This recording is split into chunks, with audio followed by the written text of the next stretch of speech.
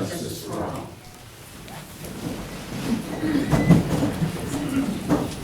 May we have the roll call, please? Dr. Brown? Here. Vice Mayor Edwards? Here. Mr. Huja? Yes. Ms. Sakis? Yes. Somebody's missing.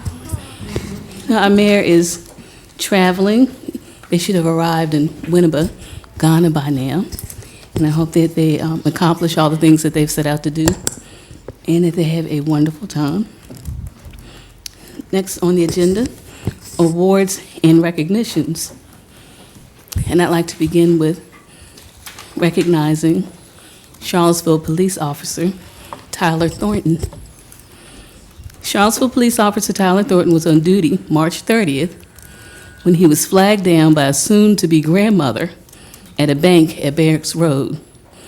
Baby Courtney was on her way, but wasn't patient enough to make it to UVA Hospital.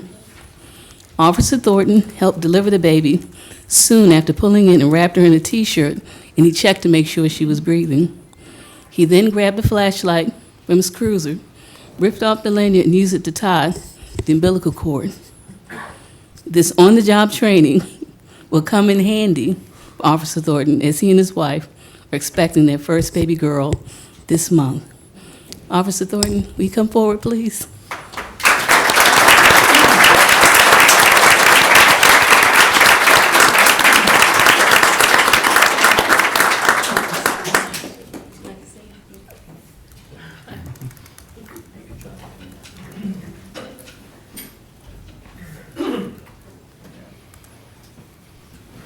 Is that your wife with you? Yes. Can you stand up, please?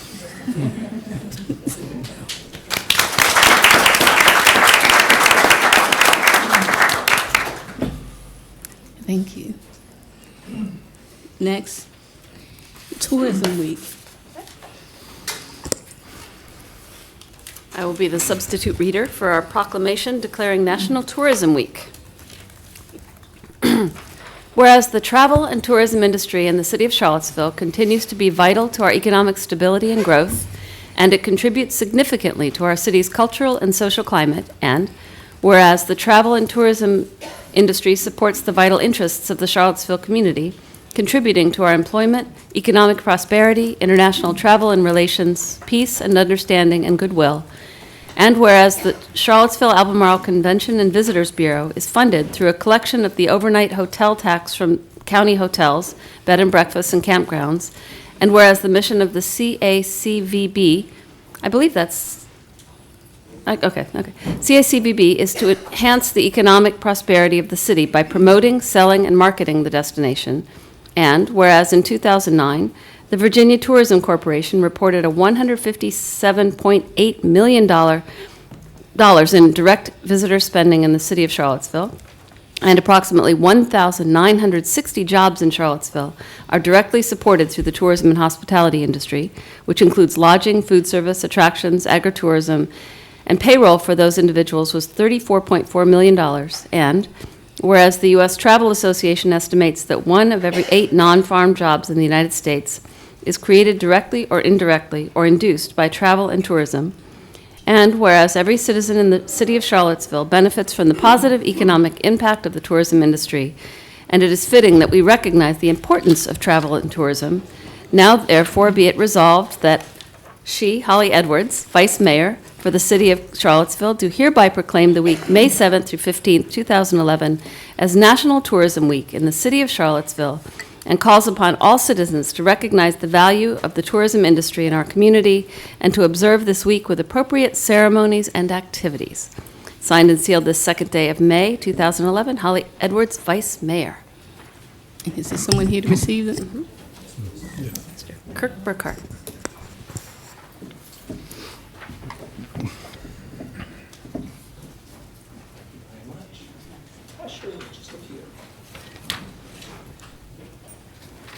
Vice Mayor and honorable councilors, I thank you very much for this honored proclamation.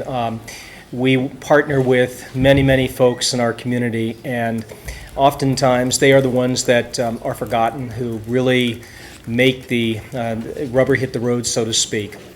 With the many thousands collectively, both in the city and the county, that work in the hospitality and tourism industries.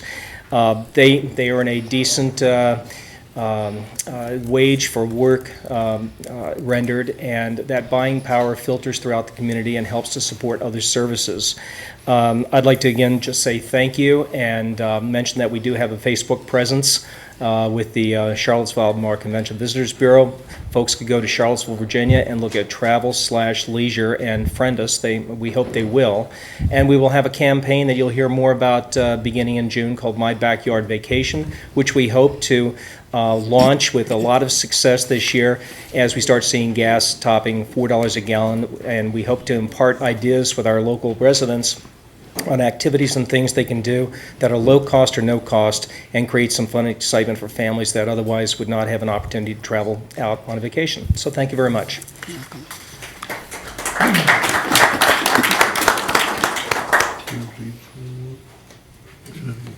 And now for our Arbor Day recognition. One of the reasons why people come to Charlottesville is the beautiful trees we have here. There are quite a few of them. And as you can see, the banner in back of us, it symbolizes our community. So this is Arbor Day was on 29th of April, but I'm reading this on behalf of the mayor who's not here today. Whereas in 1872, Sterling Morton proposed to the Nebraska Board of Agriculture that a special day be set aside for planting trees. Whereas the holiday is called Arbor Day, which is observed by planting 1 million trees in Nebraska. Arbor Day is now throughout the nation and the world.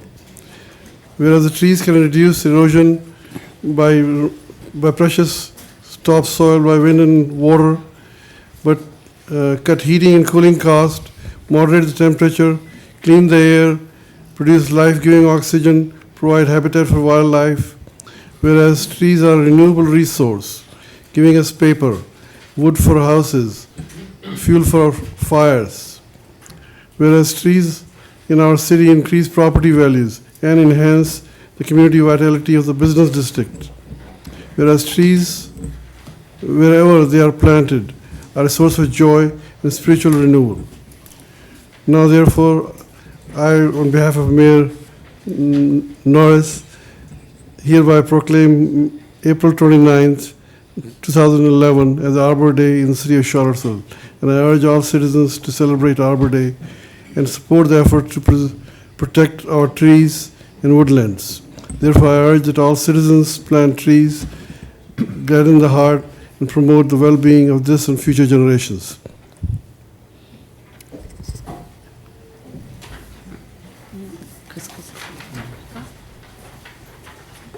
And here to accept it is Chris Jensen, our trail planner, our favorite tree planner. Thank you very much. Would you like to say a few words?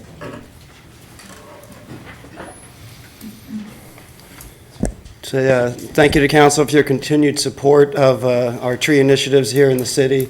Without your help, we couldn't be doing what we continue to do every year. I want to let everybody know we planted this year's Arbor Day tree in Tonsler Park between the tennis courts and the community building. So if you want to see the tree, it's out there now. And I'm going to continue to celebrate by having one of these tree-free cookies. Thank you again.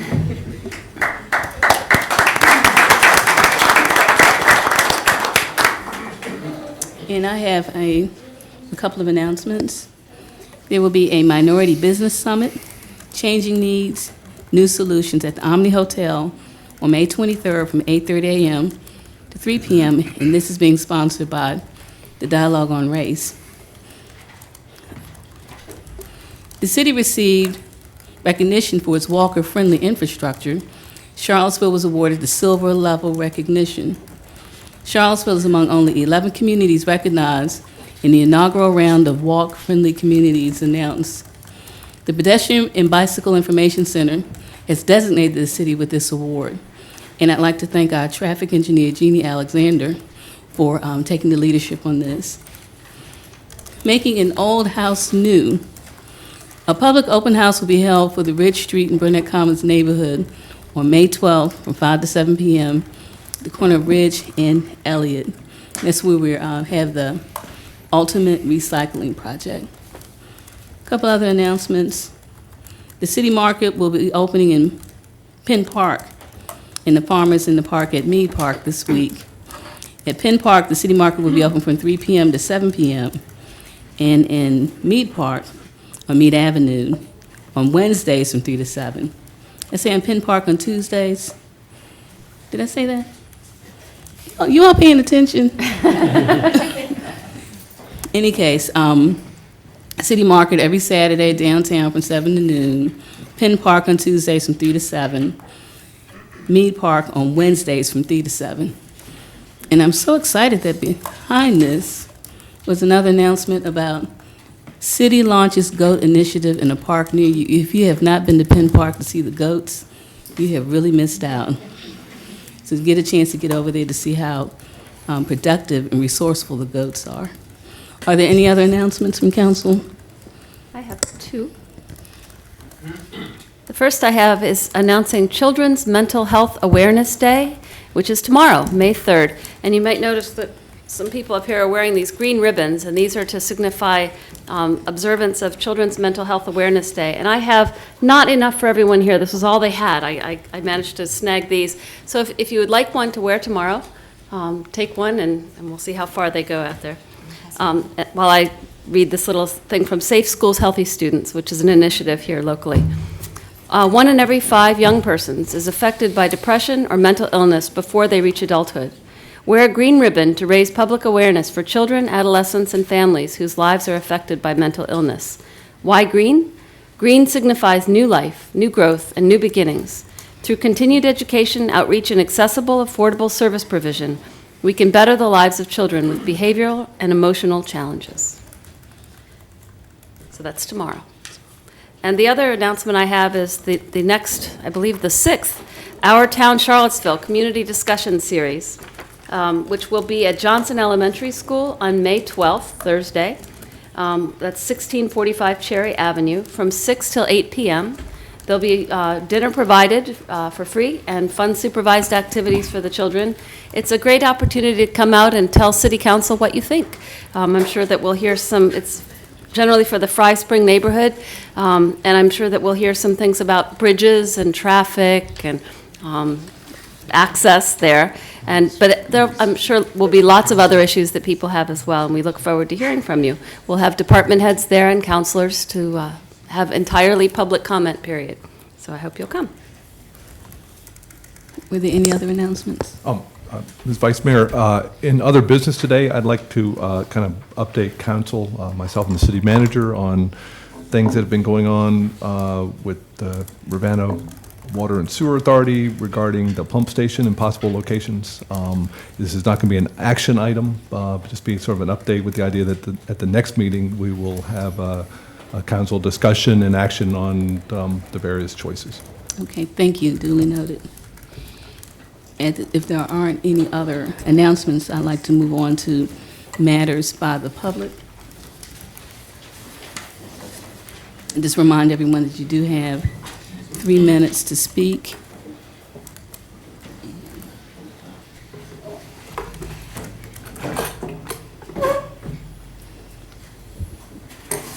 And the first one signed up to speak is Peter McIntosh.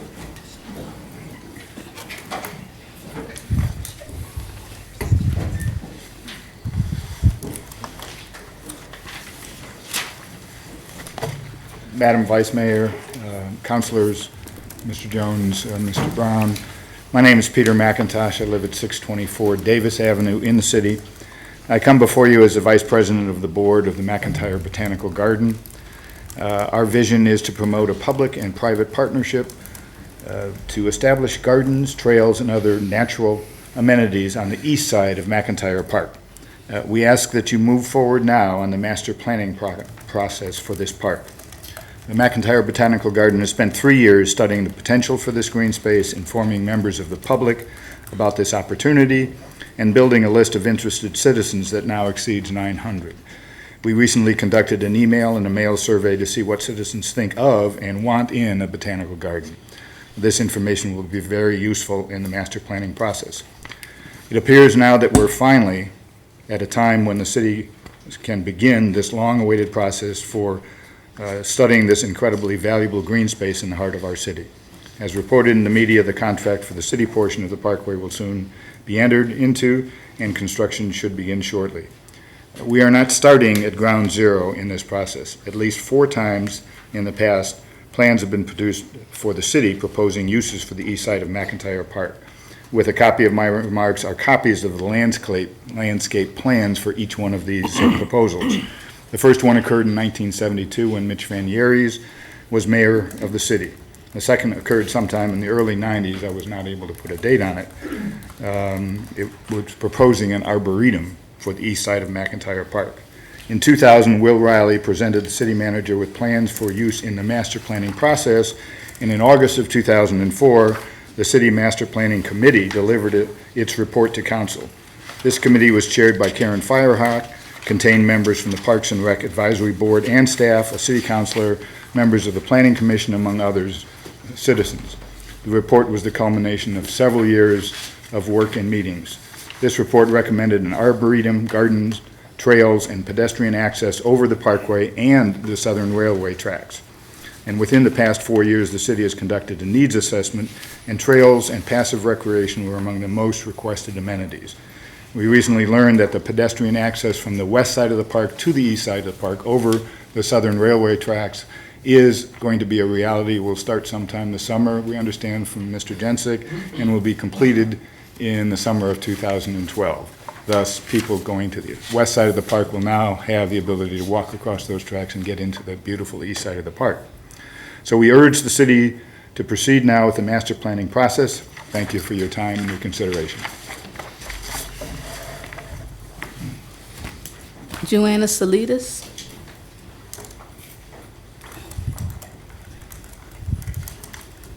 Hello, I'm Joanna Salidas, and I live at 129 Goodman Street.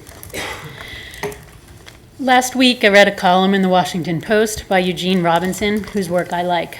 This column was on the birther conspiracy theorists, and Eugene was commenting on the sad absurdity that our president has to deal with them when there is so much important work to do. Eugene attributes the birther phenomenon to 2 things, racism and, quote, an increasing tendency for facts to be treated as personal accoutrements as easily adopted or discarded as the newest model smartphone.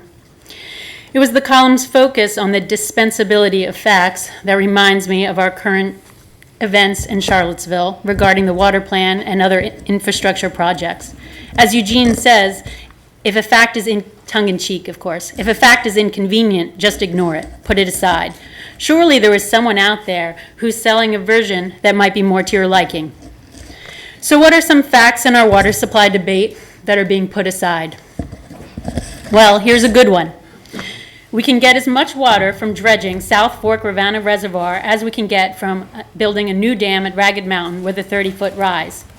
Same safe yield, same water amount available for the rivers. Liz Palmer of the ACSA and Tom Frederick of the RWSA say so. To be clear, Tom Frederick actually refuted the claim of equivalent capacity at the last RWSA meeting, but he said, almost quoting, 1, that the 30-foot rise would provide more safe yield in the short term before South Fork silts in, 2, that it replaces capacity at South Fork if it is never dredged, and 3, that it builds a foundation to easily and at low cost greatly increase capacity. To me, those 3 statements say the same thing. We could get just as much water by dredging South Fork Ravenna Reservoir as we can by building a new dam. Furthermore, I would add, we can have the very same laudable flexibility for greatly increasing capacity in the future by repairing and widening the base of the old dam at Ragged Mountain. Here's another fact. Safe yield is safe yield. I hate to point out the equivalency of equivalencies, but somehow this most obvious fact has been turned on its head by proponents of the new dam, and so far allowed to stand by city representatives. As far as I understand it, the County Board of Supervisors insists that if dredging occurs, the capacity gained will not count as water. The capacity gained, the capacity of water will not count as water. Therefore, dredging is only recreational. Therefore, they don't have to pay for it. Therefore, we need much more storage at Ragged Mountain and have to build a new dam. I do not understand how you all can sit at meetings and listen to this doublethink with a straight face, let alone allow negotiations to continue under this premise. Here's another essential fact. Proponents of dredging first and proponents of a new dam do not disagree over whether we should meet our water needs in the future. We all agree that it is essential to meet the region's needs as it grows. Ms. Salinas, can you kind of wrap up? Yes. Sorry. What we disagree on is the way to meet those needs. Maintaining our infrastructure by dredging is the most environmentally and financially efficient way to enlarge our water supply. I also want to point out that the online petition at cvillewater.info, that's a Citizens for a Sustainable Water Plan, has more and more signatures, now 441, plus we have 70 signatures on paper. These people are counting on you to make sure dredging happens first, and will be voting in the upcoming elections accordingly. Okay, thank you. Peter Kleeman?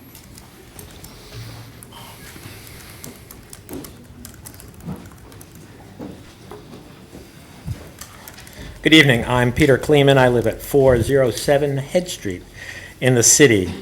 I'm coming here to discuss a topic we presented, the Coalition to Preserve McIntyre Park presented about 1 year ago concerning possibility of having construction begin in McIntyre Park as part of the McIntyre Road Extended Project or the Interchange Project before the legal considerations of whether the federal funding for that project is appropriate. 1 year ago, Council asked your City Attorney Craig Brown to work with us to develop a resolution that could come before Council that would recognize that destroying the park in an untimely manner, where the road may not ever be completed, would be a disadvantage to all in the city. And we worked forward to try to come up with a resolution. At that time, it was determined by Council, I believe, but I was communicated that it was communicated to me by the City Attorney that Council had chosen not to proceed with our resolution, but that we would have an opportunity, apparently, based on the calendar time schedule at the time, to have our legal claims considered in the federal court. Last week in the newspaper, you clearly saw Parkway about ready to be constructed, and we were concerned that we would have to come file another lawsuit in order to have the opportunity for an injunction on the McIntyre Road Extended Project. And I went back and reviewed the note that was sent me June 7th, 2010 by City Attorney Craig Brown. In that, it says that the resolution was designed to ensure the coalition had an opportunity to challenge the determination of the Federal Highway Administration regarding impacts of the interchange project. And it also stated that City Council certainly understands and respects the desire to avoid any irreparable damage to McIntyre Park if there is a substantial likelihood that opponents to the road project will be successful in court. After the newspaper article, Councilor Zakos mentioned that she supported the notion that building in the park prior to having a resolution of the issues on the interchange was a good idea, that we should not destroy trees among other resources in the park that they're not repairable after the fact. And then the final note in this letter that I got said, quote by Craig Brown, that I believe City Council will consider the coalition's resolution if the timing on the two projects changes, such that VDOT is ready to begin construction prior to the coalition's having the opportunity to promptly seek preliminary injunctive relief in response to the FHWA determination. So I request that the city reconsider passing a resolution to ensure that no construction activity takes place that would destroy irreparably resources in the park. And John Cruikshank took some photographs of construction work that's actually going on in the park at this time, doing subsurface borings associated with the interchange. So in fact, there is some construction work that's being paid for and doing some damage to the park today in the park. So I would request that Council ask through your city attorney or otherwise, to meet with the Coalition to Preserve McIntyre Park, draft something that would be appropriate, that would reflect the power that you have in this decision, and hopefully reflect the fact that council does recognize that destruction of the park is not good practice, good public policy, if that road may not actually be built. So I would certainly entertain meeting with anyone on council or the attorney to discuss further how we could go with this project. Thank you very much for your attention. Thank you. Scott Byer.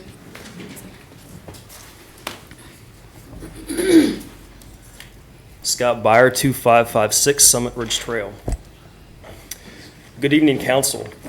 I've noticed the downtown mall has had some recent closings and in general hasn't been as crowded as it could be. But what I found even less utilized is the quarter-mile radius around the pedestrian mall. If you walk any five minutes in any direction, this is going to become evident. The area around the Omni Hotel and Carver Rec still consists largely of unused parking. Both Lee and McGuffey Park are nice aesthetically, but they lack users. The lot across from Guadalajara wasn't able to support a gas station. Water Street wasn't able to support OXXO.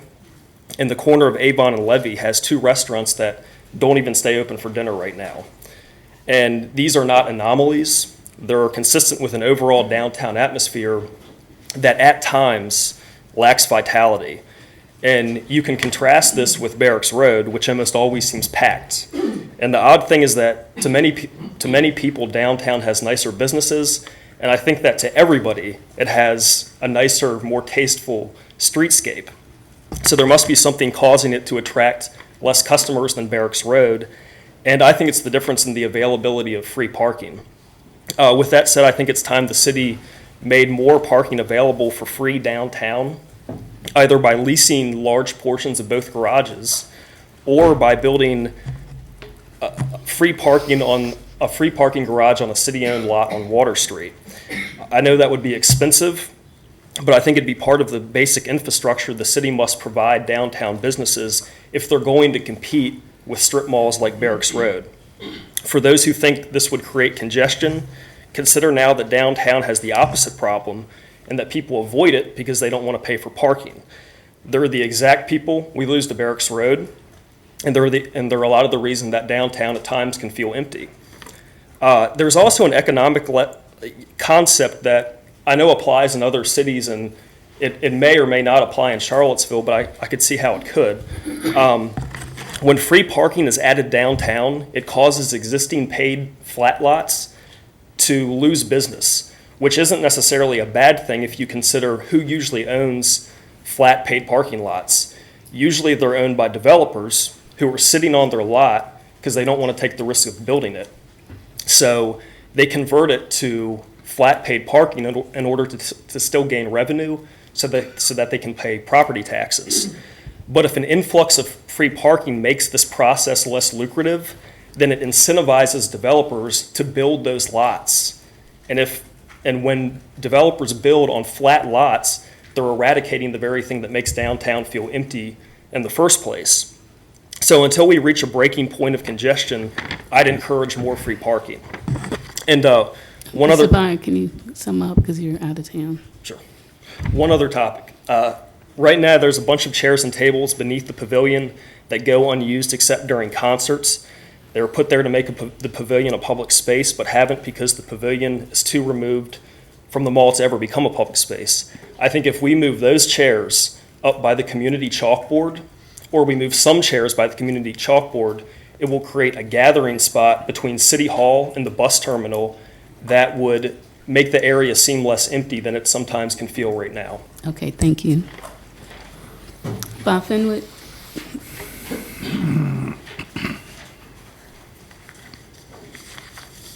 Ma'am, gentlemen, Madam Mayor, Madam Vice Mayor, excuse me. I'm Bob Fenwick, 901 East Jefferson Street.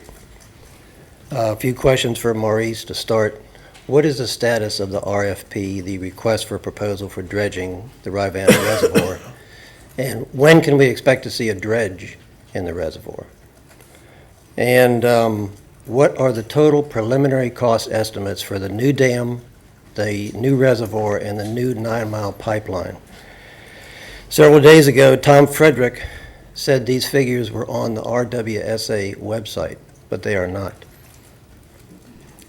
We will never in our lifetimes have another boom time like we had the one that ended 4 years ago. 5 years ago, a standard house in a subdivision north of the city sold for $500,000. Its value is now about half that. South of town, minutes from the downtown mall, a 4-bedroom condo was advertised 5 years ago for $250,000. It just sold 2 weeks ago for $67,000, and it was in excellent shape, 4-bedroom condo. I know this because I worked on both of them. This is bad news, good news. Bad news in that the market has bottomed out. The bottom has fallen out of the market. Good news in that investors and first-time home buyers are recognizing that the prices and the interest rates will never be better. It used to be a custom in our community for house hunters, young and old, to visit houses for sale on Sunday afternoon. They would be guided by small open house signs that would lead them to the house, and these would be placed in the median strips of the roads. Then the city banned the sign, viewing them as merely clutter. Every time a house or a business is sold, up to 15 or 16 jobs happen.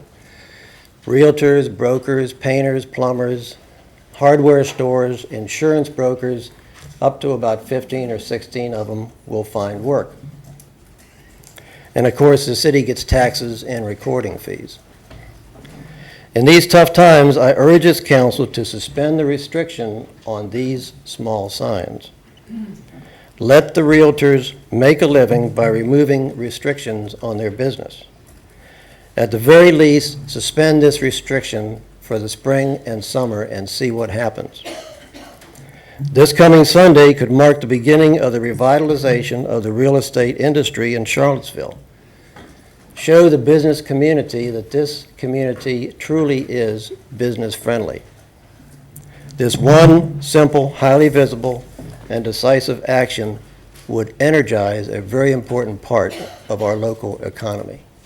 Thank you. Jim Shannon.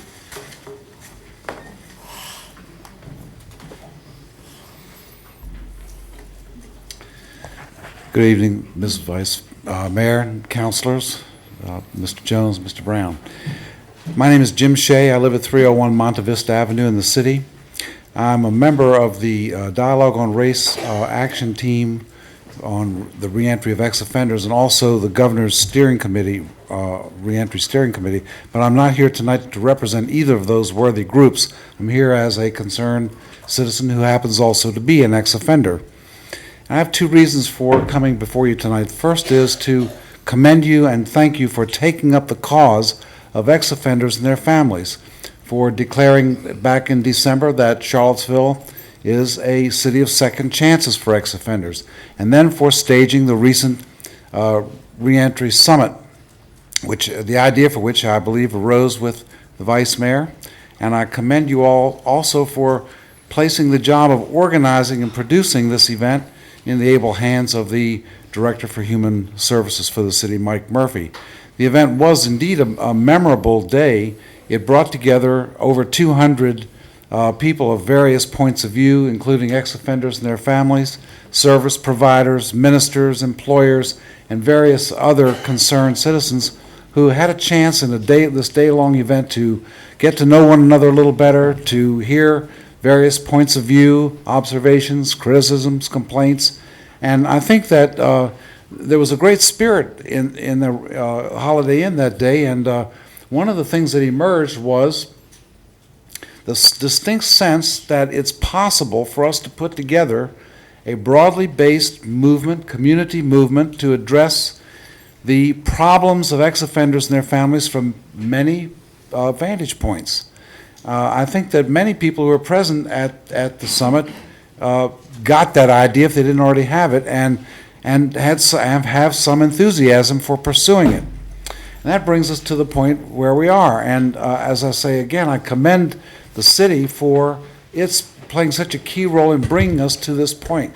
However, we're now at the place where we've got to figure out how to go forward. And that's not so easy to figure out, and there is no consensus on how to do that.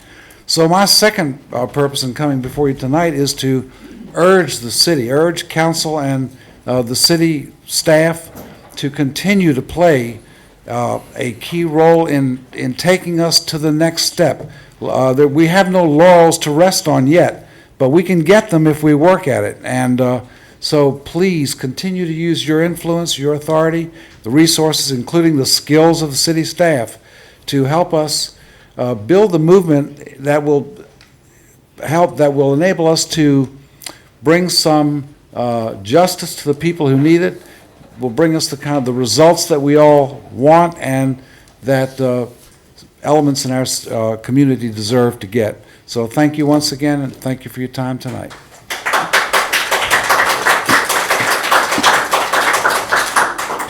Rebecca Quinn.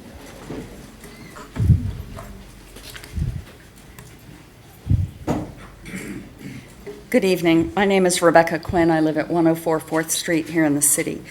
I realize utility rates are no longer on tonight's agenda, but knowing you'll take this up at a later date prompts me to make a request. When I saw the notice of Rivanna Water and Sewer Authority's proposed water and sewer rates, I was surprised that it didn't list both the current rate as well as the proposed rate. How can the public know what the impact is, or really even, plan for it, if we're not told what both current rates and proposed rates are? Yeah, I know they could take their water bill or they could take their sewer bill and they could figure it out, but I don't think that's what openness should be. So I have a simple request. In any public notice that you publish or that you or your representatives approve or publish, please be sure to list both current rates as well as proposed rates. Thank you. And Victoria Dunham.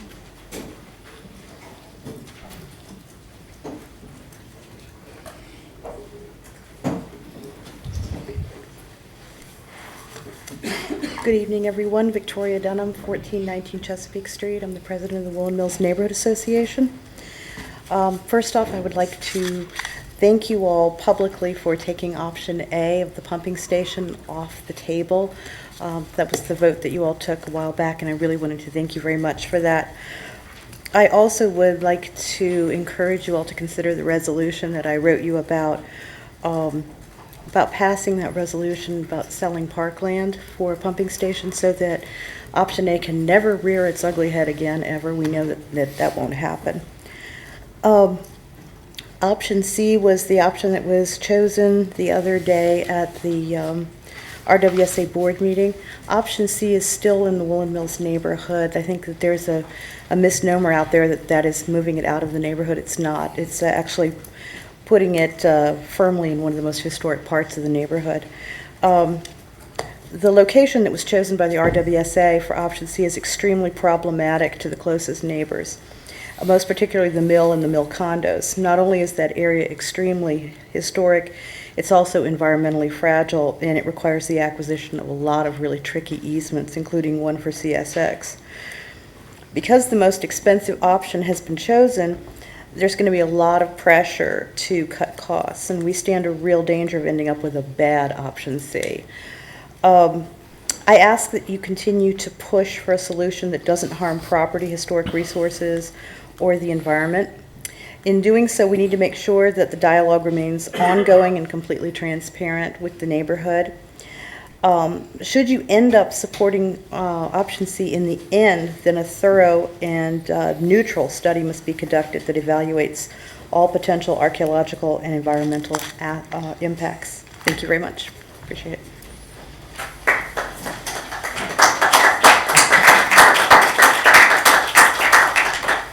That was the last person signed up for public comment, and there will be an opportunity at the end of the meeting. Did you have one? May I? Yes, you may. Quickly. Thank you very much. Vice Mayor Edwards, councilors, Mr. Jones, Mr. Brown. My name is John Fink. I live at 1901 East Market Street.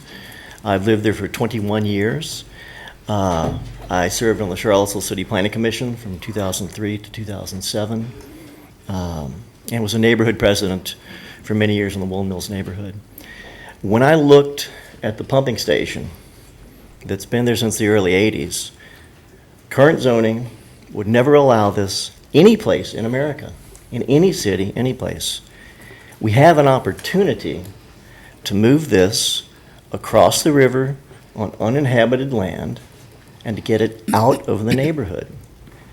And I would ask that you partner with our neighborhood to do this.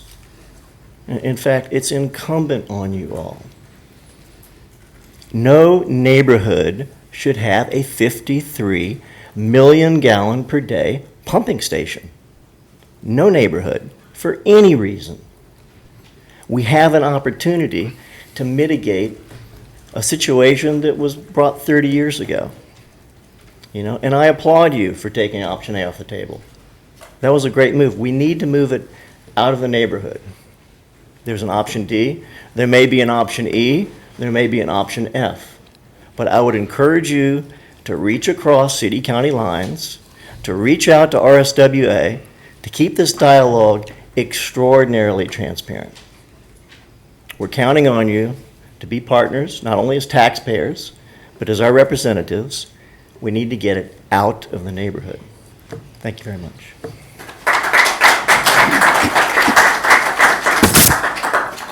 As I said, there will be an opportunity at the end of the meeting for further public comment. Does council have any comments at this time? I have two comments. First, I'd like to find from staff, in response to Peter McIntosh's comments, when is the master plan for McIntyre Park going to start?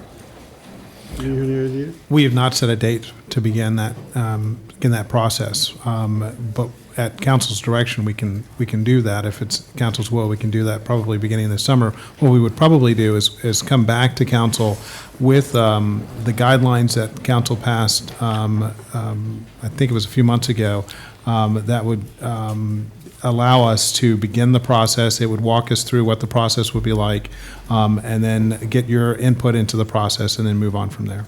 I'd like to see it as soon as we can do it, because I think we need to do a master plan for the facility. The second question related to Parkway by Peter Kleeman. I must say I don't quite agree with Peter at all.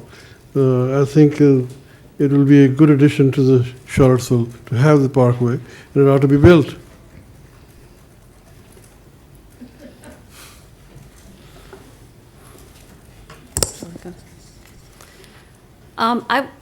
I guess I would also like to respond to Mr. Kleeman. It's true that where are you? There you are. It's true that I don't think that we should start building when we don't yet know kind of that all the permits are in place and all that. I was actually very disappointed when I heard that your group chose not to ask for an injunction, because I think that was the understanding in that letter that you read. And I think that had you asked for an injunction, then we would have a chance to wait for that hearing. But I think to ask council to wait for, 2 years or however long it takes for that to kind of slowly wend its way through the court is not the spirit of that initial agreement. So that's kind of my sense on that that was how I understood that letter. In fact, you quoted that part in this seeking injunctive relief, which was in that letter from our attorney. To Mr. Byer, although there were things that I would take issue with, I guess, about I hate to pit downtown against Barracks Road because they're both in the city. They're all our city businesses, and I think we don't want to take away from one to give to the other. I was intrigued by your idea of having seating by the chalkboard in that area. I think that is sometimes an area that doesn't have a whole lot of, and the few seats that are there always have someone in them. It's obviously a place where people like to gather and meet. So I think we should look into that. So I would echo that myself. To Mr. Shea, thank you. I was so sorry I was in Iowa and I missed the summit. I heard it was wonderful. We have a report coming later in the agenda, so thank you for speaking up. And also, that report offers several items for action and follow-up, and I think that we need to stay on those and make sure it doesn't just become a nice meeting, but instead a call for action. To Ms. Quinn, I agree. I would love to see anything talking about rates, taxes, anything, have the old one and the new one, just because it's really hard to know in a vacuum what something is, if it's up or down, or better or worse, or easier or harder to pay. And to the folks from the Woolen Mills neighborhood, I agree.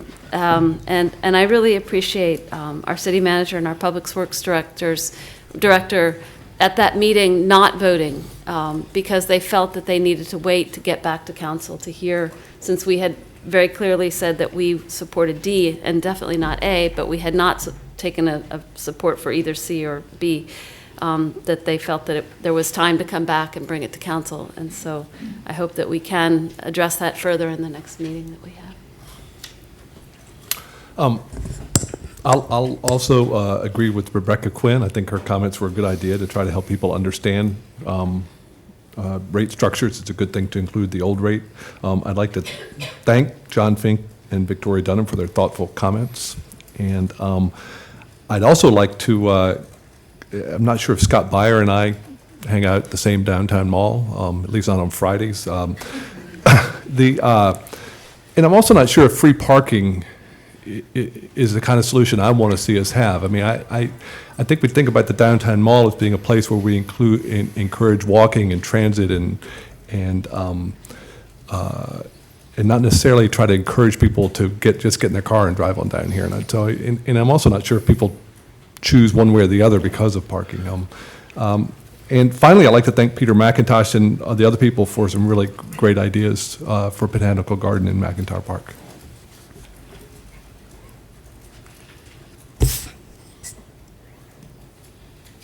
Mr. Fenwick had asked a couple of questions about the status, the RFP. I don't know if you were prepared to answer those or another time. Sure. Just to address that. Right now, the Ravenna staff is working on the RFP. We've asked them, they said that they could have it come back to us in June, the Ravenna board. We've asked if they could try to move that, expedite that process and try to get us an RFP to review in May. And they're going to try to do that. I'm not sure if they're going to be able to. At the last board meeting, the board approved funding for the group that will be putting together the RFP for us, HDR, and that we will hopefully have it to review in May, but if not, in June for sure. Okay.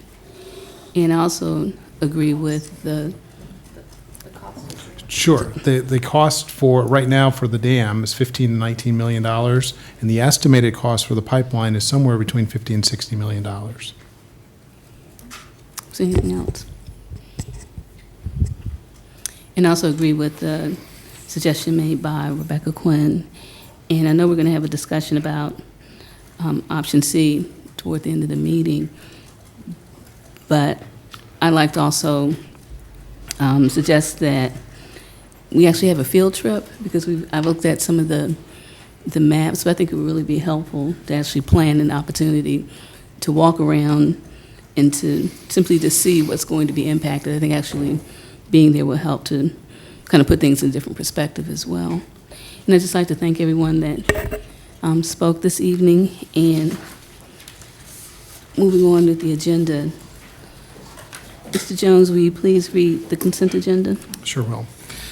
The consent agenda for May 2nd, item A is in the minutes of April 18th. Item B is an appropriation of $41,884,000.67 for the aquatic facility rental revenue for the Crow Indoor Pool.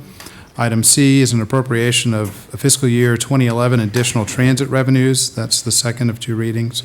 Item D is the appropriation of $1,500. It's a donation towards the purchase of the Azura sculpture. That's the second of two readings. Item E is an appropriation of $5,625 for the downtown mall directional signage purchases. That's the first of two readings. Item F is an appropriation of $22,840 of the settlement from Nautilus Insurance Company for the City Hall window damage. That's the first of two readings. Item G is an appropriation for $22,500 for the police department for reimbursement of overtime. That's the first of two readings.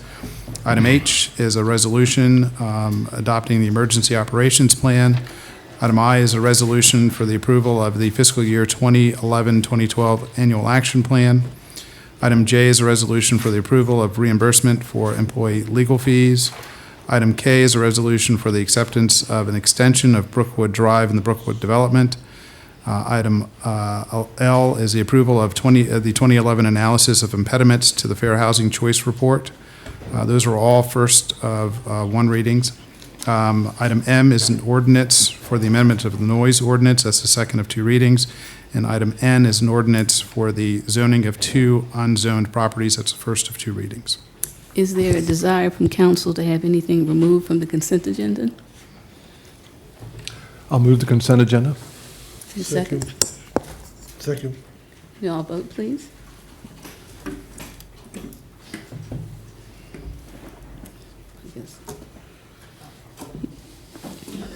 Am I? Oh, so I'm Norris now? Okay. The next item on our agenda is a public hearing, a resolution issuance of Series 2011 bonds. This will be the first of one reading. And is Christina Hamill here to do that?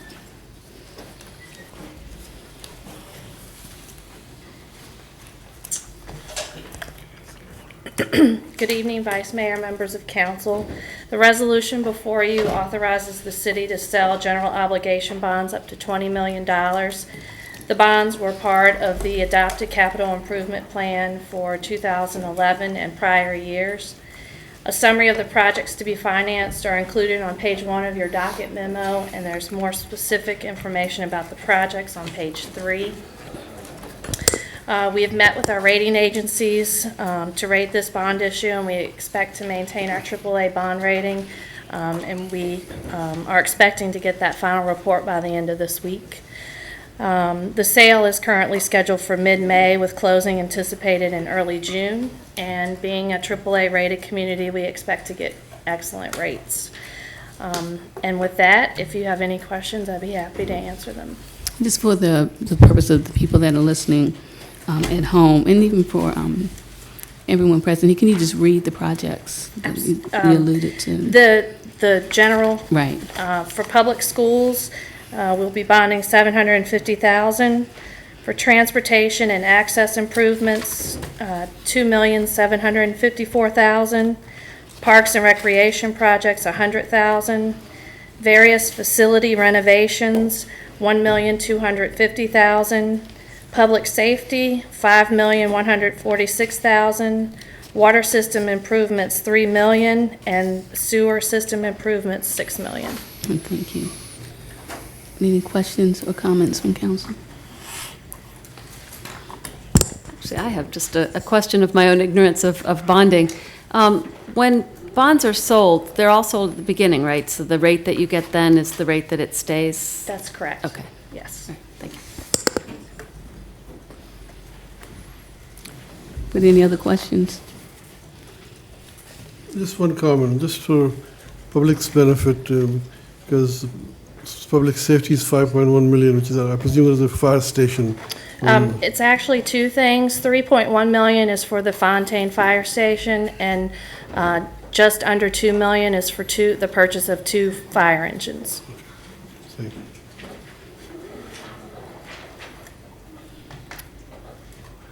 Did anyone sign up for this a public hearing?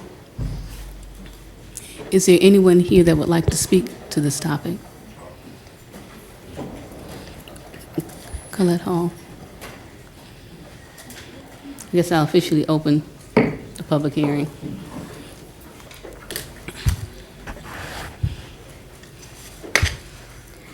Good evening, Vice Mayor Edwards and councilors. Colette Hall, 101 Robertson Lane. Once again, you are requested to vote permission for the issuance of municipal bonds. I am not here to argue the merits if the recipient of these bonds, for example, sewer renovation, is or is not a worthy goal. I fear that in 2012 you will you will be requested to issue bonds for X. And in 2013, bonds for Y. And in 2014, bonds for Z. And so it goes. The taxpayers will hear that there will always be needs that can't be covered by the general fund or the capital improvement fund. The minimal truth of the matter is that in the current recession, Charlottesville has been spared the worst effects of the spiraling economy, probably due to the university's presence, and yearly the city receives millions of dollars in revenue sharing from Albemarle County. Nor am I here to argue the merits or the lack of for revenue sharing. We must get our spending under control. With the issuance of bonds comes the most serious obligation of repayment of those bonds in a timely manner to maintain our AAA bond rating, and therefore continue to enjoy low-interest borrowing rates. Are you tired of my constant reminder on this issue? Good. Many, many residents are not aware or even care of what I speak, but you, as elected officials, are legally liable to act in a responsible, fiduciary manner for the residents and the taxpayers. The bottom line is always about appropriate funding and not about feel-good projects. Thank you. Thank you.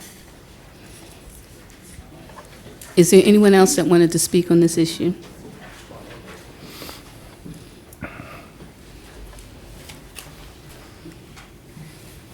Rebecca Quinn, 104 4th Street. I'd just like to, and I apologize, maybe it is accessible in that I think for my benefit as well as those who are watching at home, she listed $3 million for water system improvements and $6 million for sewer system improvements.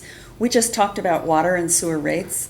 I don't know how those fit together, but if you could let us know, is there a readily accessible way we can understand how those monies will be used? I think we would all appreciate it. Thank you.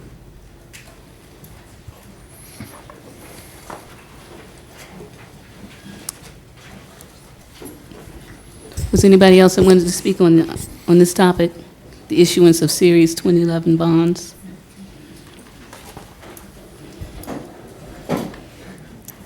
If not, the public hearing is closed.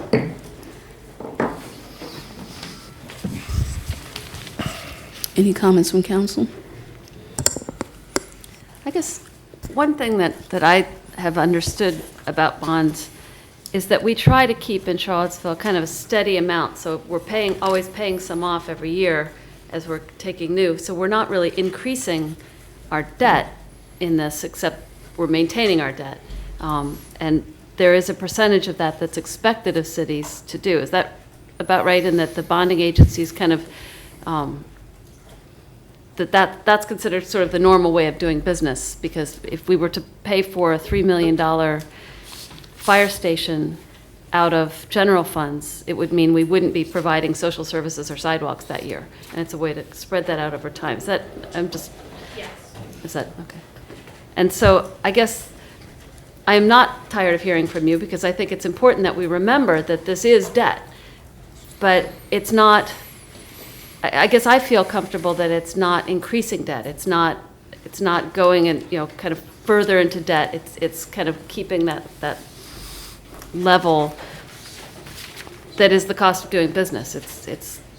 So anyway, I just wanted to make sure that this isn't an increase in debt. It's just the same amount or same percentage of our budget. Well, I guess to clarify, Can you come forward, please? To clarify, we are issuing more debt, but it's part of our overall plan. So, we are maintaining a budget when we pass the CIP and we plan these projects. It's part of the overall financial plan. It's not because we just couldn't pay for it. Exactly. All right, thank you for the clarification. The money is being used for very important projects in community. They will not be done without this kind of funding. Yeah, but just to follow up on, I do think this is a bigger bond issue than we've done in recent years. which means it'll probably result in an increased amount of annual debt service resulting from it. So I don't think we should take this lightly. I think it's, we talk all the time about maintaining our infrastructure, and I think this is exactly how we do it. I think what it means is, and I don't disagree with Ms. Hall, because it could be that in the next couple of years, with state budget issues and federal budget issues, we may find ourselves having to take a much closer look at the city budget. But I think this is the kind of stuff we need to do, and you can only do it through bonds. And with that, I'll move the resolution. Is there a second? I'll second. This is the first of one reading, so we just need to, do we need to vote then? Yeah. Okay.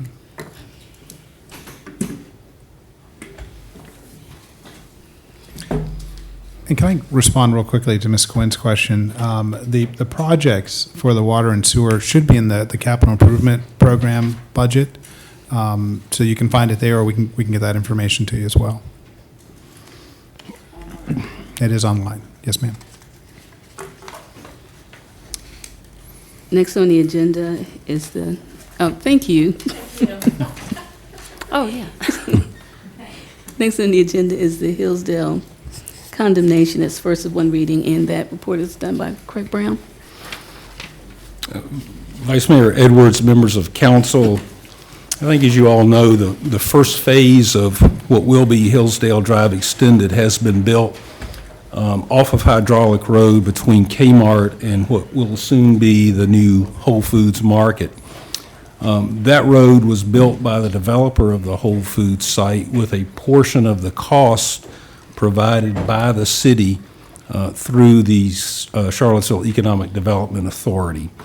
That funding was provided with a couple of conditions, primarily number one, that the roadway would be built to comply with all city and state standards, and number two, that it would be dedicated to the city as a public street because it was being built on private property. The first of those conditions, that it would be built to city and state standards, has been met. The second condition, that it be dedicated to the city as a public street, has not been done, despite the fact that the site developer, Meadowbrook Creek, would like very much to dedicate it. And the reason that it has not yet been dedicated to the city is that well after the road was under construction and fairly close to being completed, Kmart Corporation filed a lawsuit against Meadowbrook Creek, alleging that the property where the road was built, or at least a portion of it, was within the boundaries of Kmart's lease. And I guess somewhat of an irony, Kmart's landlord is Meadowbrook Creek, the developer of the site. Meadowbrook Creek has attempted to resolve that with Kmart. The city has made an offer to Kmart of what we believe the fair market value of that leasehold interest is after having it appraised. Kmart has acknowledged the receipt of those offers, but they have not accepted or rejected those or made a counteroffer. We would like to move the process forward and allow this to be dedicated to the city as a public street, and to that end, staff is recommending that council authorize condemnation proceedings of that portion of Kmart's leasehold interest, which is within the Hillsdale Drive right-of-way. To do that, council is required to adopt a resolution authorizing the initiation of condemnation proceedings, which is in your notebook, and to do that following a public hearing. And staff's recommendation is based on, I think, a couple of factors. Number one, this road is a very high transportation priority for the city. And number two, it's already been built. So it is not a question of taking property which is dedicated solely to private use and converting it to public use, but rather taking property which de facto has a public use now, which is as a road, and making that legally official. So I would be happy to answer any questions of council, and as I say, this has been scheduled for a public hearing. Are there any questions for Mr. Brown? And if not, this also requires a public hearing. Public hearing is open. Did anyone sign up to speak on this? Is there anyone here that would like to speak on this topic? Colette Hall.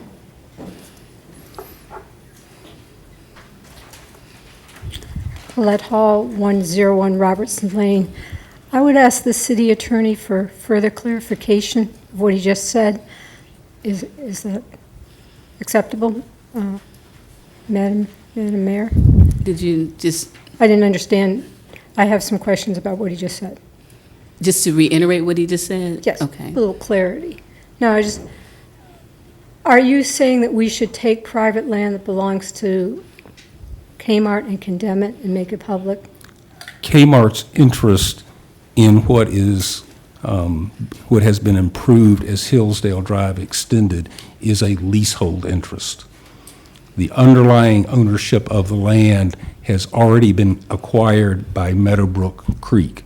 Meadowbrook Creek also has a landlord's interest in the property, which they are willing to dedicate to the city. The only interest that is preventing the dedication, preventing the property from being given to the city, is Kmart's leasehold interest. They have alleged that that roadway is within the area that they are leasing, and I believe that lease has another 6 or 7 years on it. So I don't know if that's enough clarification or whether... It is a small area, am I right? How many parking spots? I might defer to the representatives of Meadowbrook Creek that are here. I believe the complaint alleged that there were 110 parking spaces.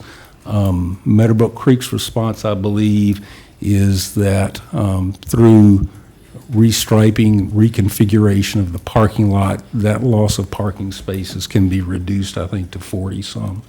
And they can certainly correct me if I've misstated those numbers. And I'll be glad to answer any other questions from Ms. Hall. I don't know if that was an adequate clarification or not. It is a somewhat technical legal issue that we're dealing with. I don't think I answered or asked the question correctly. Are you saying this is eminent domain? Yes. Okay. So you are... I use the terms eminent domain and condemnation interchangeably. Yes, it is. I don't happen to believe in eminent domain. That's why I wanted to get it out in the open. Yes. Yes. The request of City Council tonight is, from staff, is to pass a resolution which would authorize condemnation or eminent domain proceedings for the portion of Kmart's leasehold that is within the Hillsdale Drive right-of-way. And again, I think historically, my experience has been this council has been very reluctant to authorize condemnation or eminent domain proceedings, and for that reason, it's fairly rare that we bring these to you. I think, though, the circumstances of this case, where the property has already been improved and where it is a high transportation priority for the city, maybe puts it in the category of where it is warranted. It is in the public interest. Well, we've probably finished the public hearing before we start discussing Right. this, I would think. Was there anyone else present that would like to speak on this topic? And if not, I'm going to close the public hearing and have council have an opportunity to comment. What I was trying to say was that it is in public interest. It is an important transportation artery which benefits the city and also benefits the Kmart, actually. And it gives them better access to their own property. So I think it is important that we do this, even though we don't take it very lightly. And Kmart just didn't respond on this issue? With regard to the most recent offer that I conveyed, their attorney responded and acknowledged the receipt of the offer and said he had passed it along to, I think, their corporate headquarters are in Chicago, and there was no substantive response to it. Substantive in the terms of, we accept, we reject, or here's a counteroffer. There was no other response other than to acknowledge the receipt of the offer. And how long ago was that? Meadowbrook Creek made their offer, I believe, in October of last year. As you recall, I discussed this with council previously as probable litigation in closed session, and it was right after that I contacted Kmart's attorney and told them that it would be on this agenda. I had already made the offer, or made the offer again at that point, and I did forward all the agenda materials to them. Are there any other comments? It was my hope that the entities would provide some sort of a compromise, but I'll have to agree with Ms. Hall on this because I just don't feel comfortable with the condemnation proceedings. So if there's a motion to move this forward. I'll move the resolution. Second. And I'd just like to comment that I also am very uncomfortable with condemnation. I do think that this is sort of the very narrow construction for which it was designed that can be positive.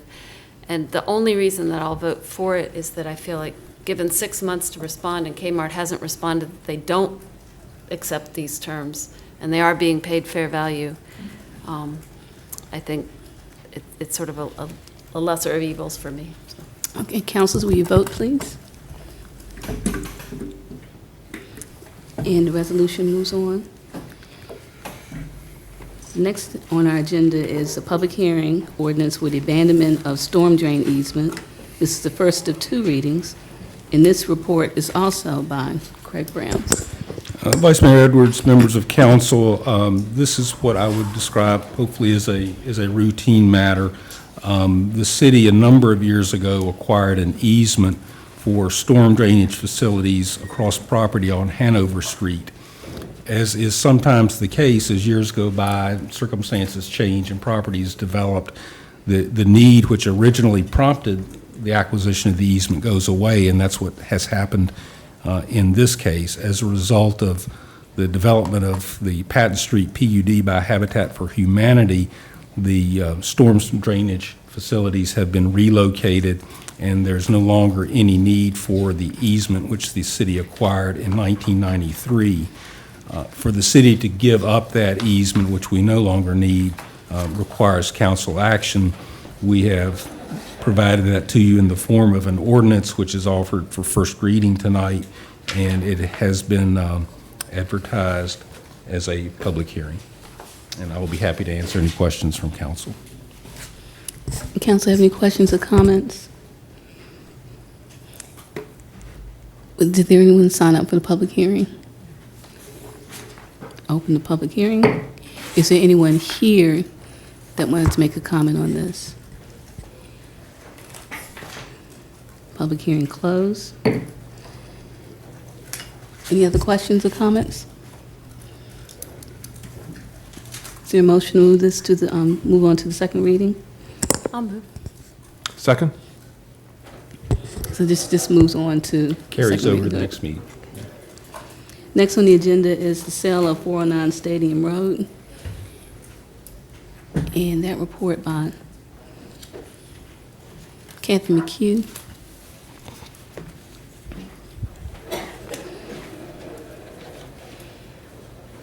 You have perfect timing. Come on down. You're on.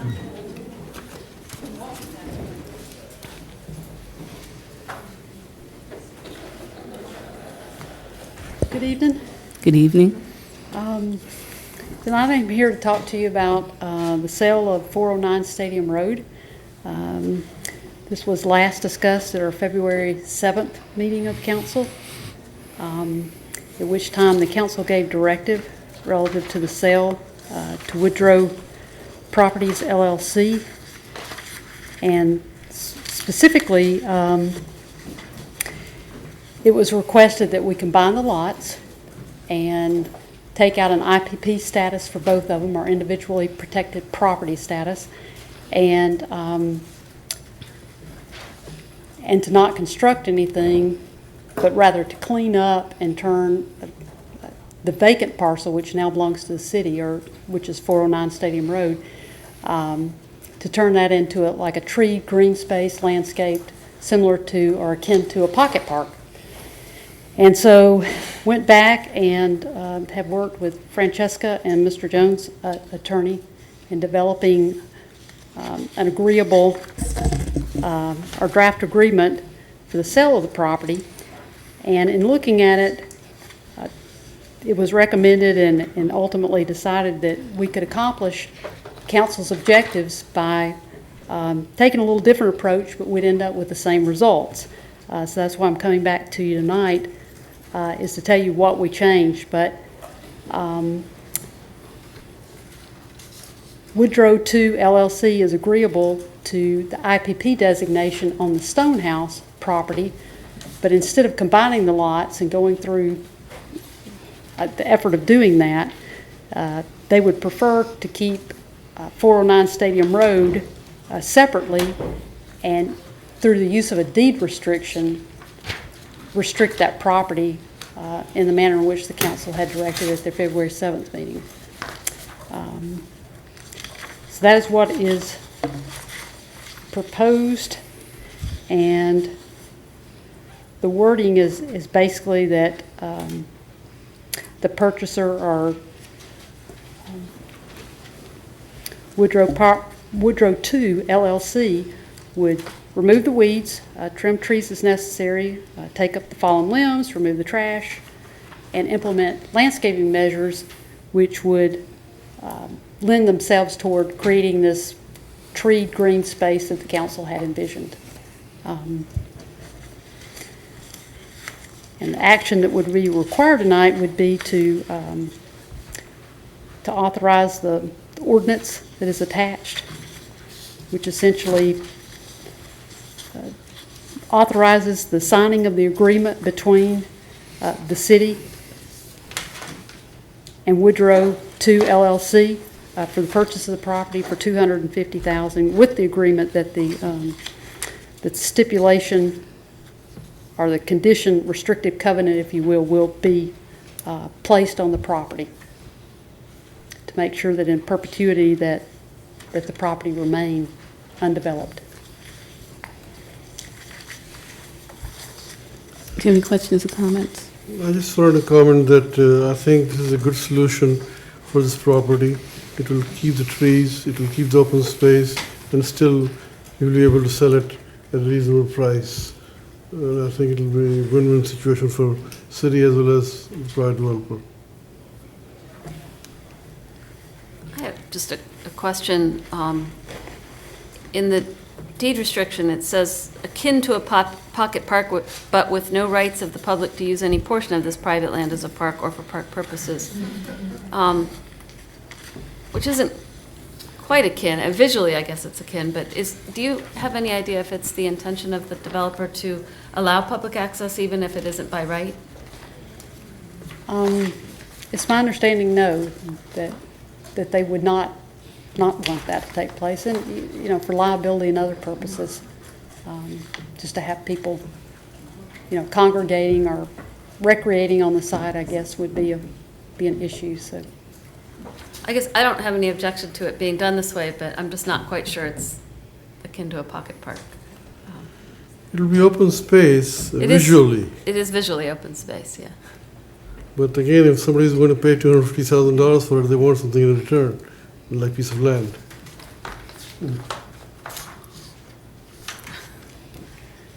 don't know if I really answered your question in detail, but without really requiring that it be a public park or dedicated as a public park. It's not a park, but it is it's a visual break of Yes, housing, and I think that's what the neighbors were hoping for at the very least. Right, I agree. Do you need to make a motion on this? We need to amend the original ordinance. Thank you, Dr. Brown. You read my mind. The original motion and the second of the ordinance is from Mr. Huja was that the lot be combined with the Stonehouse property. And I think for reasons that have been explained, we're recommending that that not be a condition of the sale, but I think it is, what's being proposed is consistent with council's wishes. So I would recommend that the ordinance as presented on first reading be amended to eliminate that requirement that the lots be combined. And then if that passed, then you can proceed to a vote on second reading. I move for the amendment. for the ordinance?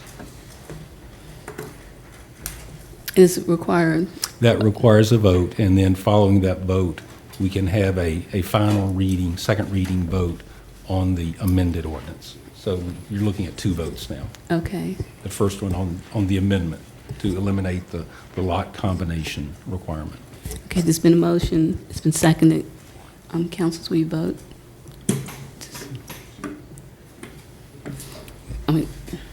Since the amendment passes, what is before council now for second reading is the ordinance that was in your notebook. So we had to vote on that. That has already been moved and seconded, so you can just go ahead and have the final second vote on that. Okay. Any other questions, comments?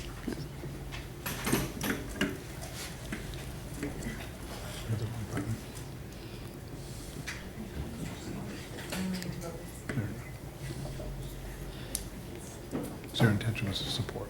Right, it was my intention to support. Okay. Even as Norris, it was my intention to support. It was his intention. Should the record reflect that that was a 4-0 vote on both? That would be correct. Okay.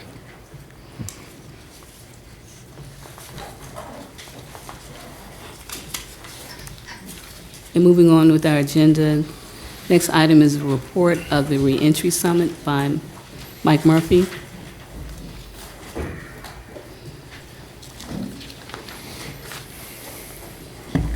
Good evening. Good Vice evening. Mayor Edwards, members of council.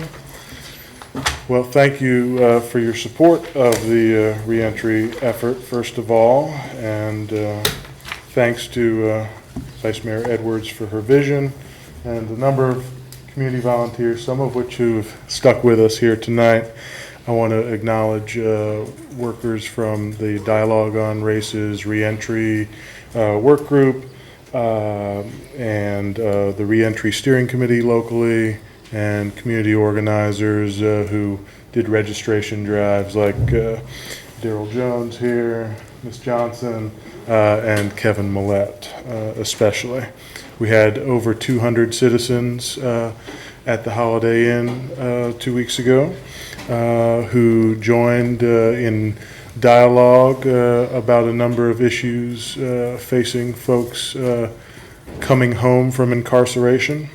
And we had 2 headline speakers, I'll say, Mr. Daryl Hunt from the state of North Carolina, who runs a reentry project there. His interest being to help folks as they come home, as he himself had to do after being unjustly incarcerated for 19 years and convicted twice by juries.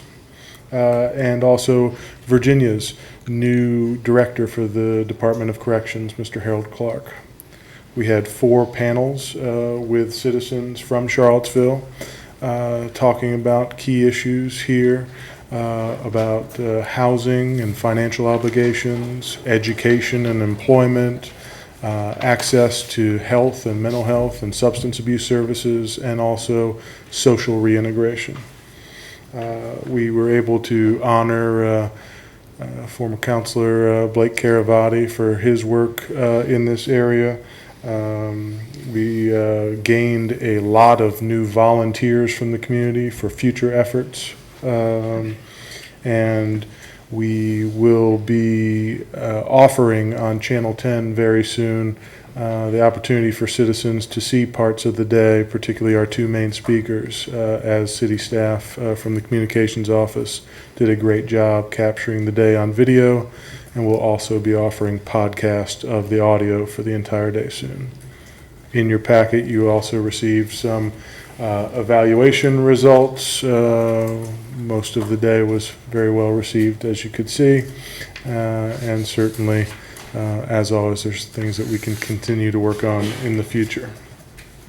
Right now, we're in the process of getting back to all of the citizens who volunteered for different work groups.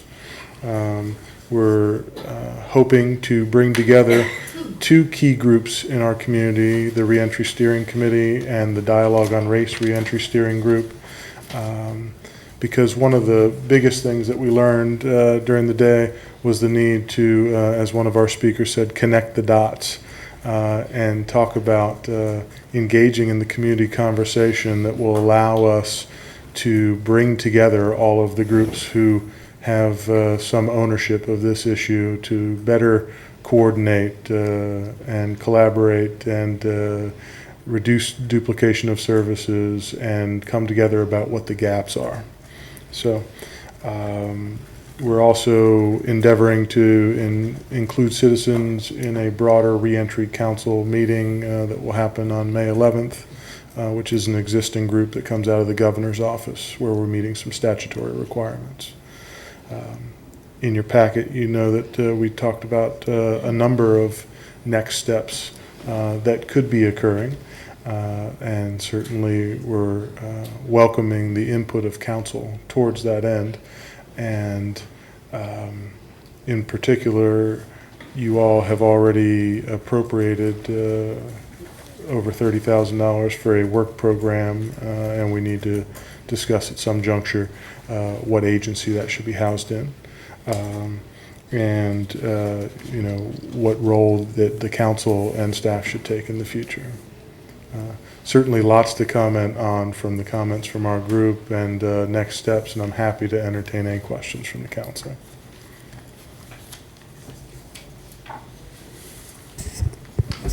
Any questions? Well, I don't have any questions, but I'd like to thank you and thank the Vice Mayor for kind of pushing this idea forward. I think it's an important one for the community. I was really pleased to see former City Councilor and Mayor Blake Carvati honored. I mean, not only did he push this issue when he was a councilor, but in his professional life as a builder, he has helped a lot of people get their way going again in their life. And I really think it's good that you honored him.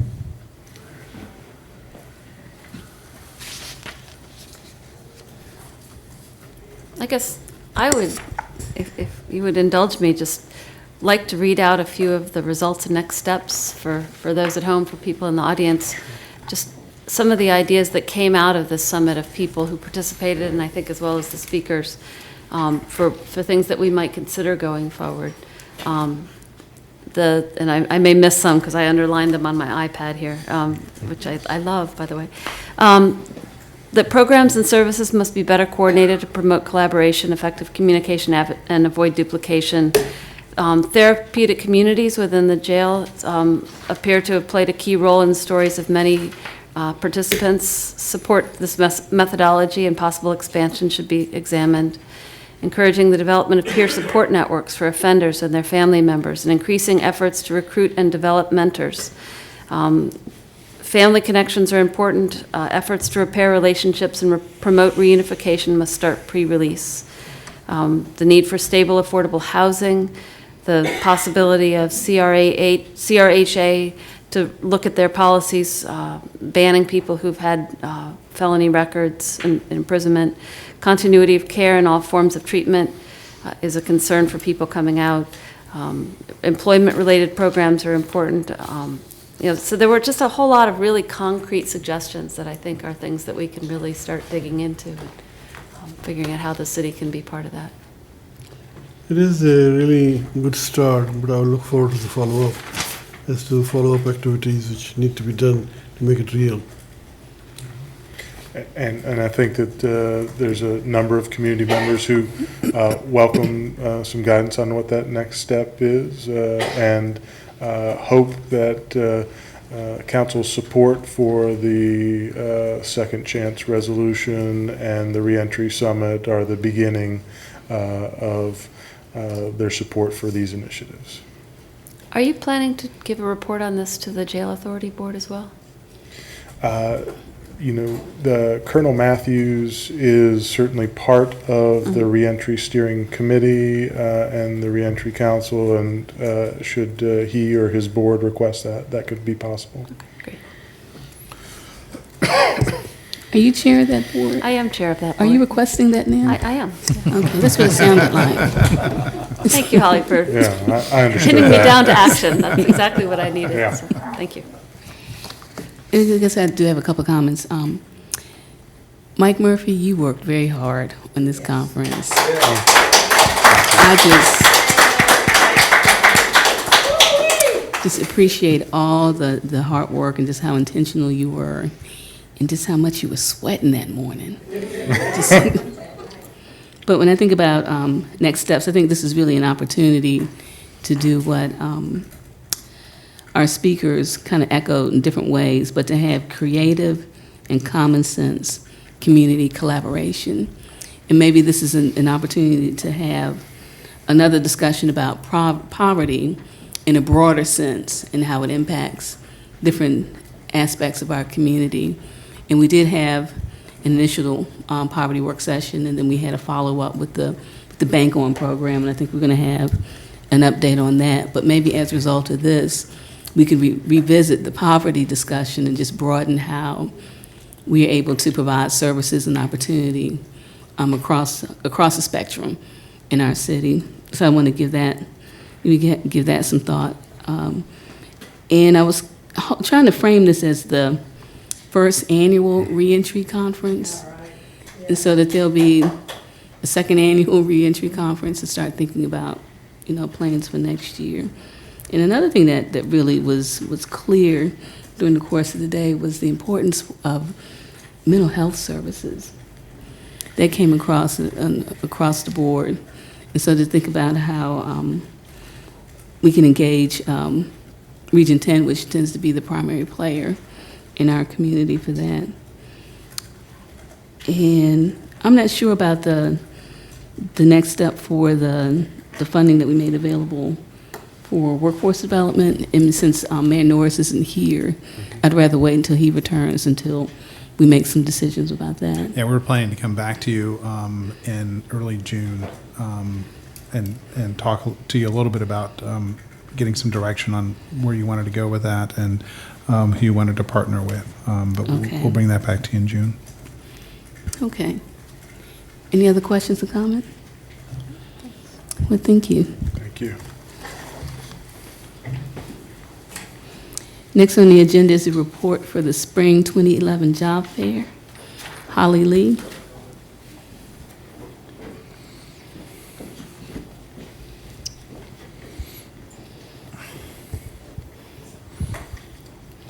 Hello, Council. I would just like to say a very quick thank you for allowing us to provide this brief overview today of the job fair, which was held last Wednesday on April 27th from 10 a.m. to 3 p.m. at John Paul Jones Arena. We had over 90 employers participate in the job fair, which is the highest number that we've had since we started this. Combined, they had over 1,500 open positions. For the first time, we had a lot of representation from employers with entry-level positions. We had employers like Chick-fil-A, Hardee's, Omni, Doubletree that were all there with entry-level positions.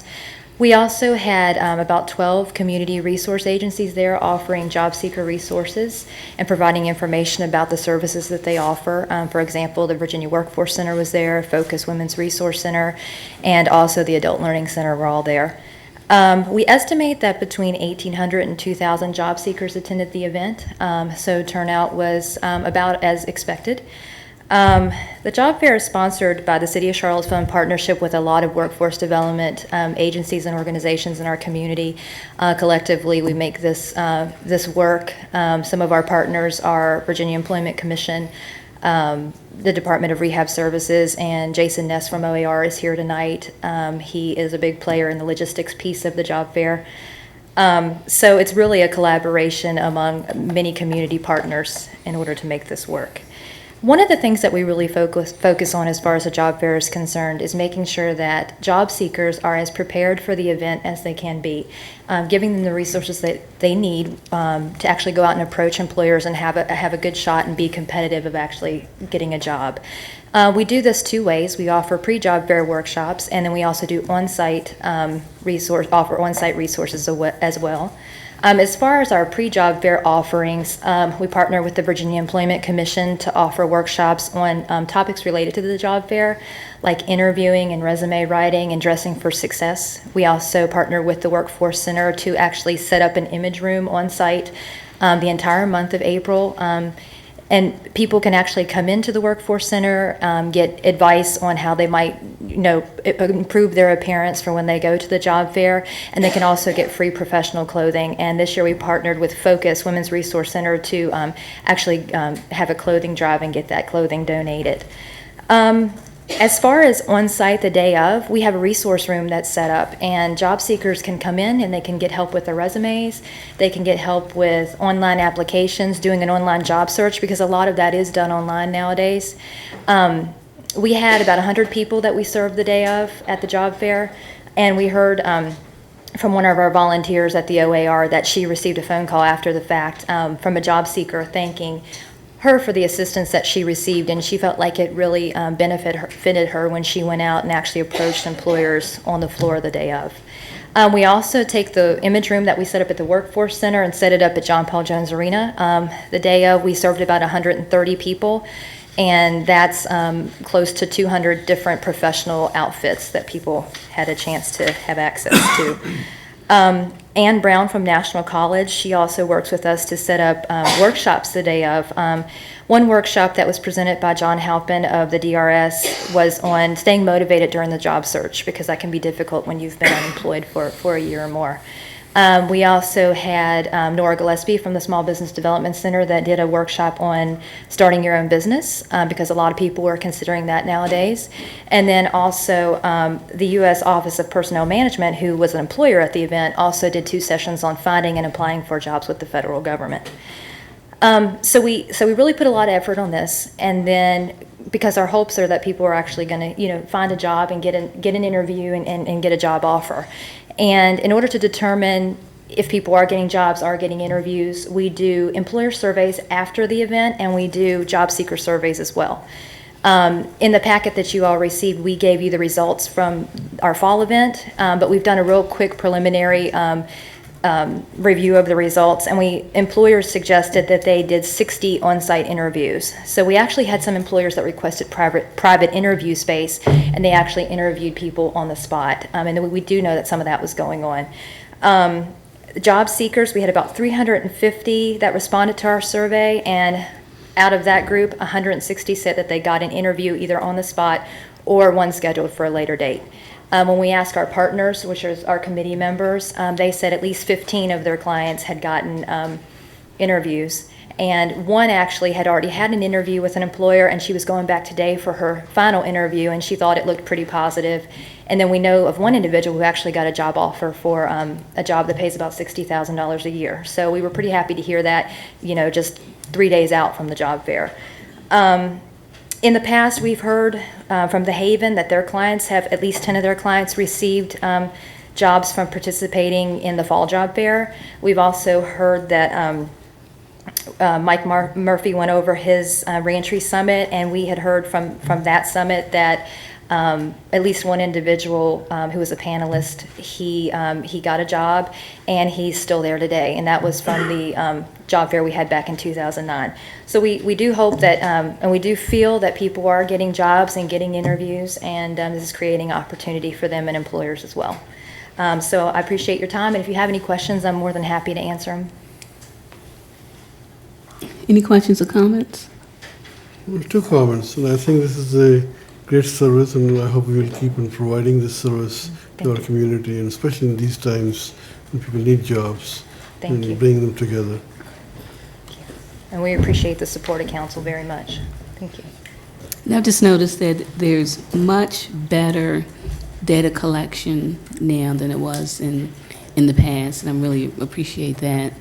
The way that you're being able to really gather more, even anecdotal stories, and just be able to have more numbers regarding this is Thank you. Just a great improvement from a couple of years ago, I must admit. Right. It's a learning process.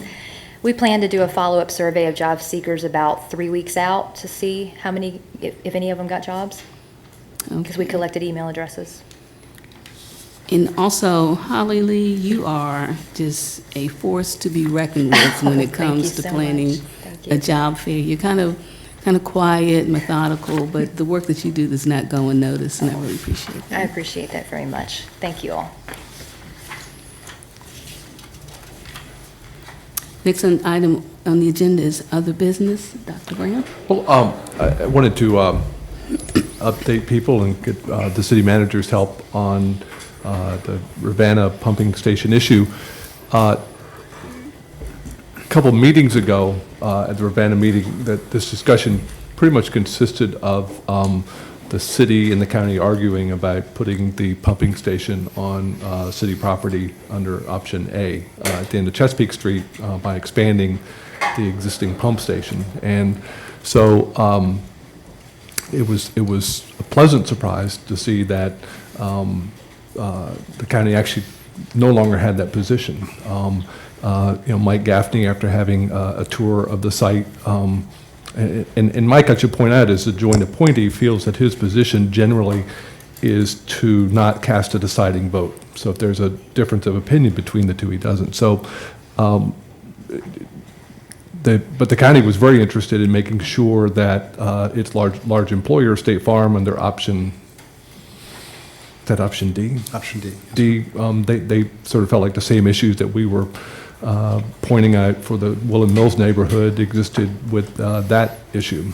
And so at the end of the day, we had a fairly lengthy discussion on, was there any viability to option B, which had been discarded early by the Ravenna board, which included a more upstream location, and I think was discarded for a number of reasons, but perhaps primarily because it's underneath Dominion's transmission wires, and they pretty much won't let something be built underneath it. And so at the end of the day, it seemed like of the options that are on the table, that option C was the one that had the most viability and the least impacts. Now, that's not to say it's without impacts, and I think that we heard from some Woollen Mills neighborhood residents today regarding those, and I think it's important we have a full discussion on that at the next meeting so we can be clear on what those impacts are. As Kristen pointed out, both the Judy Mueller and Maurice abstained on this, not having clear direction from council. In my opinion, the direction from council was to oppose option A, and to me, that at this point in time of the options that are on the table, option C is the one that seems to me that's doable, and it is critically important we do something in this, and I think we need to explore that more at the next meeting. And I'll let Mr. Jones fill in any spots I haven't been clear on. I think, Dr. Brown, I think you've covered most of the issues. I think there are a couple of things to also consider here. One, what the board voted on was for design, moving design forward on option C, or C1, or a hybrid of option C to consider. And so that's what they voted on. And they said they did want to hear from city council as well. So they made, moving forward, stipulation would be to hear back from city council because there hadn't been clear direction. I spoke to Mr. Frederick about having a presentation this evening and voting on this before council, a more in-depth discussion 2 weeks from now, and having a vote. And whether or not that would affect the timing of this project, and he felt that it would not. So I think from a timing perspective, we're in good shape. One of the other discussions that came up was if we moved forward with option C and as a design, and then came back 2 months from now and realized that it wasn't going to work for whatever reasons, that would still give us enough time to consider other options before we'd have to really at that point start thinking about the deadline that we have before us. We've agreed through a consent order with DEQ to have design by the end of December. And so we can push this out a little bit further if need be, but once we start getting into the summer and into the fall, we really need to know what direction we want to move in. One of the things which I would like to make sure that next meeting we have a public hearing or place where citizens can comment on their concern and share their concerns or ideas along the way. If that's the will of the council, we can certainly do that. I think I'm content to save most of the discussion for the next meeting, but I am concerned that as we sort of go into this, that, you know, C is a lot more expensive than D was. And, you know, it's $1 million here, $1 million there, sooner or later you're talking about real money. And it's a lot more, and I think I would still want to look at what we had initially, as a council, looked at, some version of option D. The rough estimates that we have right now, it's, C would be about $3 million more than D. And a hybrid would probably be a little bit less than that. And I thought of the public comments tonight, I thought the one that really was important was if an option is chosen that is expensive, will that lead to cutting corners in order to try to keep it under a certain budget? And I think that any option that has impacts in the city, we have to make sure we're not setting ourselves up for that.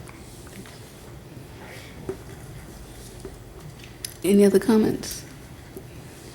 And what I'd like to see would be kind of threefold, and the presentation would be helpful.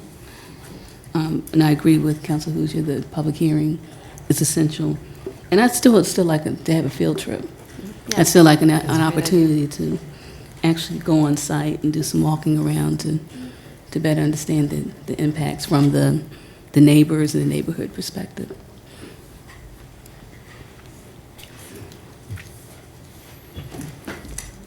We can arrange that. Any other comments? Well, thank you, Dr. Brown, for bringing that up and kind of bringing this up to date. That is the last formal item on the agenda, and I will open up the opportunity for public comment.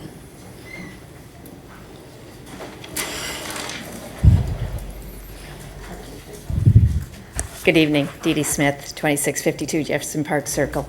I'd just like to comment on the last item, the pump station, and I did want to thank Dr. Brown actually for defending the city and interests in the Ravenna Water and Sewer Authority meeting.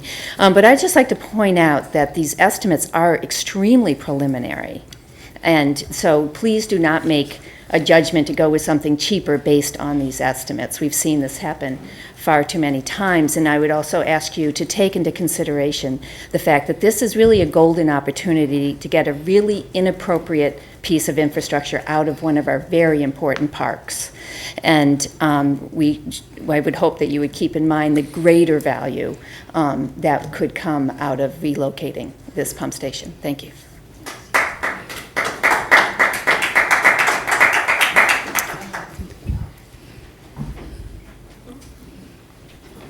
Good evening, Council. My name is Darrell Jones. I want to speak on about the Reentry Summit. I was part of helping my organize people in my neighborhood. I was going around to different neighborhoods and stuff like that. Now the question is, I'm getting from a lot of people, and they're kind of getting impatient. What is the next step? We got a lot of people that's willing and is interested in, to move forward in this. And as ex-felons, a lot of us know we didn't put ourselves in this situation. We did it to ourselves, but now we're trying to make a change. So we're not looking at to keep being held accountable, keep being that used against us. But I think it's important that we keep this going while we got the fire under it, because at that summit we got a lot of good stuff going on. We had, and people coming up to me right today asking me what is the next step. The people that I went to personally to get them involved, I went to a lot of neighborhoods, mostly all the projects, neighborhoods, First Streets and all this, and I got a lot of people that was interested, and I got a lot of people that ain't interested. So now they are coming to me and saying, what is the next step? I want to know how long it's going to be before we move on, because if we put all that energy on that day and don't follow up on it, then it was just saying like a lot of mouth. And another thing I want to speak on about the lady that was talking about the job fair, I went to the job fair that day. I think what need to be done, the next job fair, is explain about this reentry, people getting together with all them employees, because I went to the people from Applebee's, he didn't know nothing about it, told him the thing, he was like, thank you for telling me about this. And a couple people I went to, I'm not gonna mention no names, about do you have ex-felonies? One lady almost choked and didn't know what to say, but the other lady was like, came up with, yeah, we do, but it depends on something. So it's more or less, I just hope that we keep this thing going before it's too late. And then one more thing, to the people who was opposing it, because there was a whole lot of negative comments that people posted about what they're going to do and this. For those people who are against it and stuff like that, you better realize, deal with it now before it comes to your neighborhood. Thank you.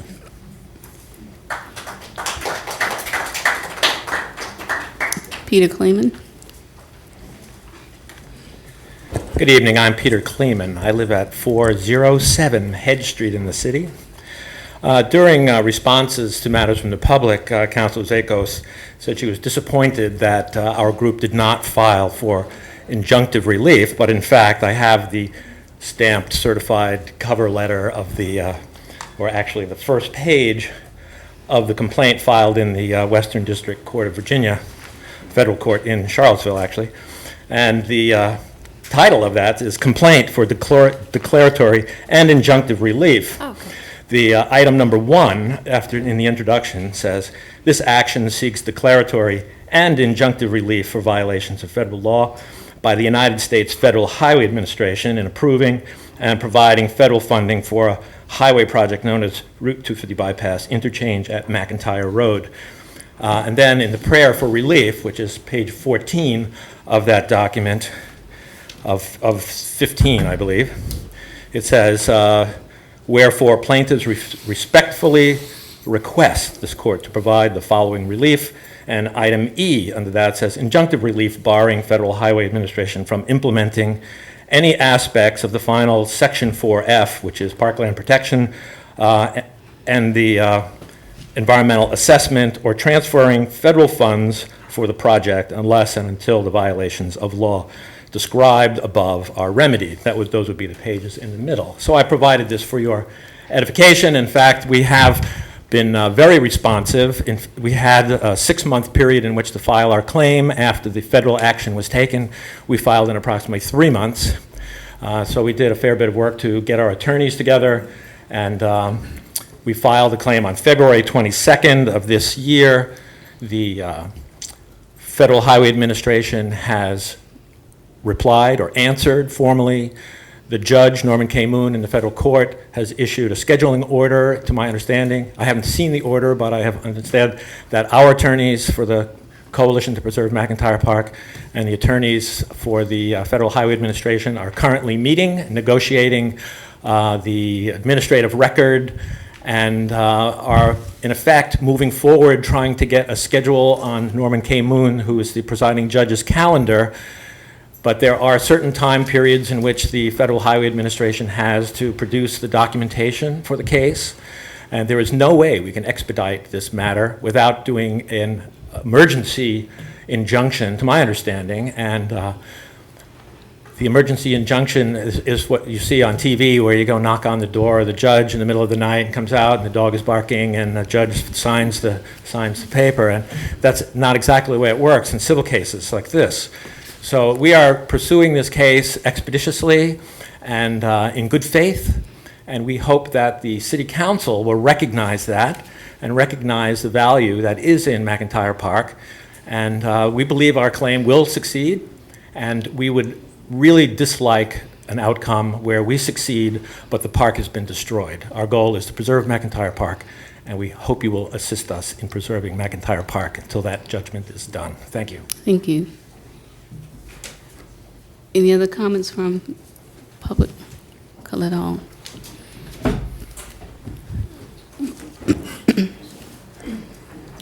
Before you removed the Colette Hall 101 Robertson Lane, before you removed the utility rate increase discussion from the agenda tonight, I had the old agenda sitting on my desk, and I noticed it didn't say public hearing. Now, I know you removed it from the agenda, but my question is this. I thought whenever there was going to be a rate increase on a utility, so this would fall within that, it had to be a public hearing. It couldn't just be a report or a discussion or whatever.